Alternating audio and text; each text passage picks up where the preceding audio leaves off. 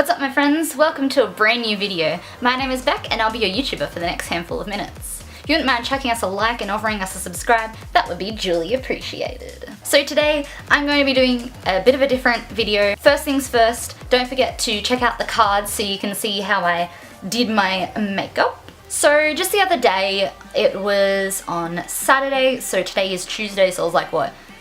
Sunday, Monday, Tuesday. It was like 3-4 days ago. So I got my Daith pierced. So for those of you who don't know, that is a Daith piercing just there. It is cartilage.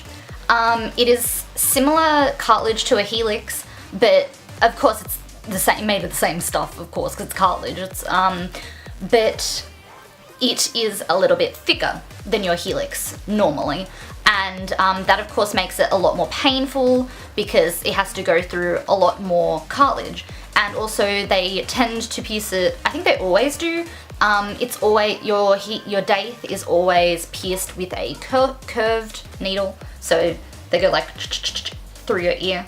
It's really gross to look at. I don't suggest looking up a video.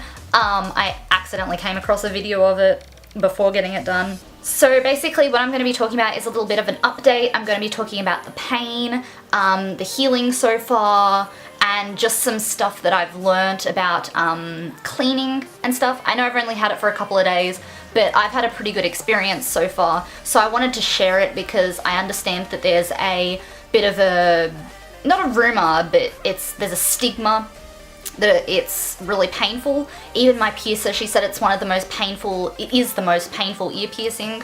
So yeah, I just wanted to talk about that. So basically, like I said, they get in with a curved needle. They obviously can't do it with a gun because it will cause a cartilage collapse, it'll break your cartilage. So you don't want that. So I've got a little list of things on my new phone. Sorry, I got Snapchat open. I don't know if you guys will remember, but I have had my cartilage done. I never really talked about it. It was just sort of there. But basically, I had to take my cartilage out for school. It wasn't more so taking it out. It was trying to change the piercing at home. But the piercing I bought, which was a clear one, did not exactly work out well. So we had to let it close up. Because I only had it for about 2 weeks and it didn't survive without an earring. So basically, I know what a Helix piercing feels like, so you can believe me when I say it originally felt like a cartilage piercing, like just the original push through the cartilage. It felt like my Helix getting done again, and then right as where the Helix pain would stop, I expected the Daith pain to stop, but nope, it just keeps pushing. So it must be like that must have been like the original pain that felt like the Helix. That must have been just when the needle originally started passing through. And then the second stage of pain, it was like a different pain. It was, I don't know how to explain it. It was more like of a dull pain, but it was kind of worse in a way. That must have been when the needle started like going through the other hole and like turning. So yeah, I just thought that way people who have had a Helix piercing before can sort of relate and understand what I am talking about. And the pain wasn't too bad. When I got my Helix done, I was kind of a fainter. Sorry if I'm shouting, it's because of the lawnmower.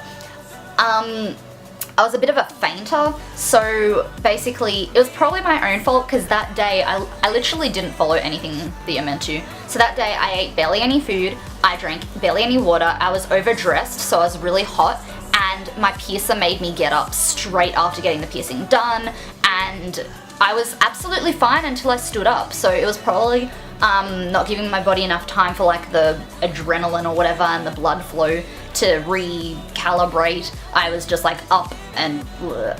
So I didn't actually pass out with my Helix, but I was fairly dizzy. I was on the brink of passing out. I have passed out before in general, so I do know what it feels like, and I know that I was kind of on the brink of doing it.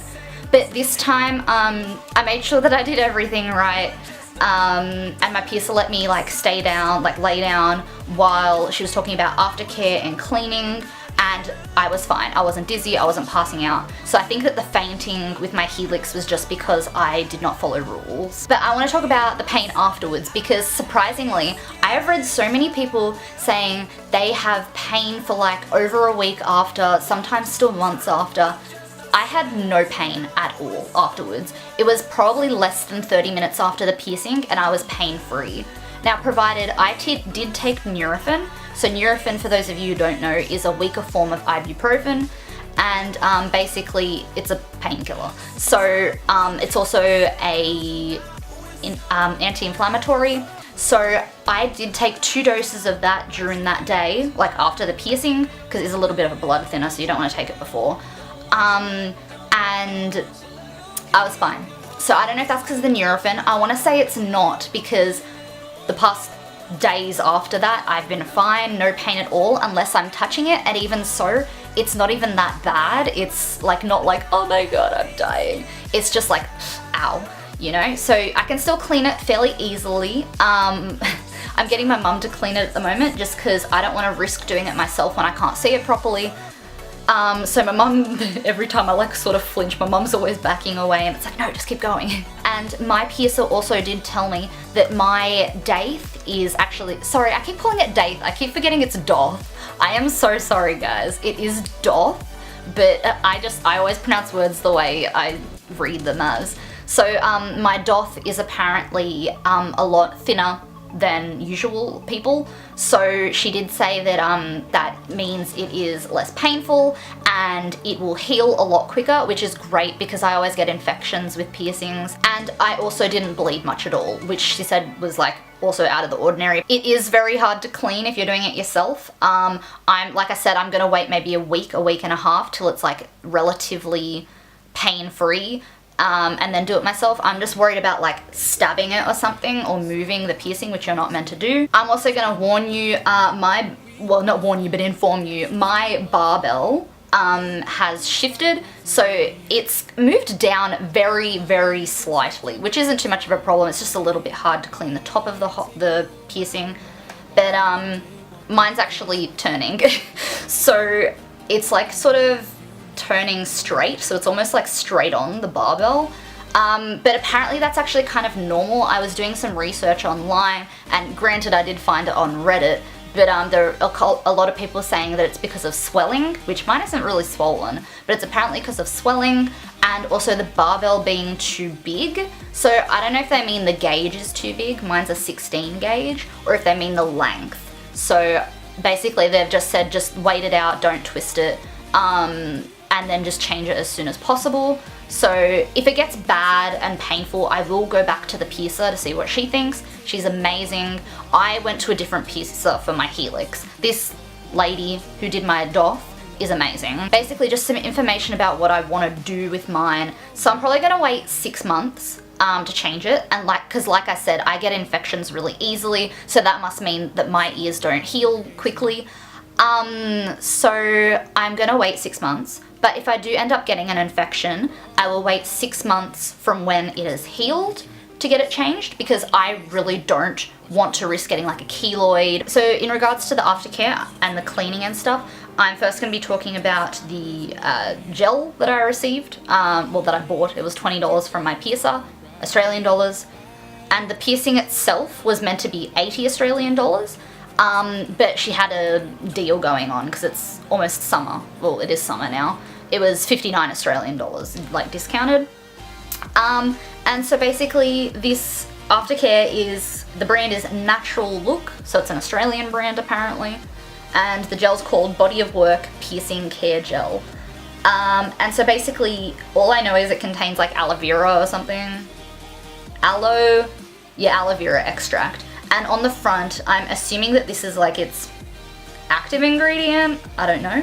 It's benzalkonium chloride. I don't know what that means.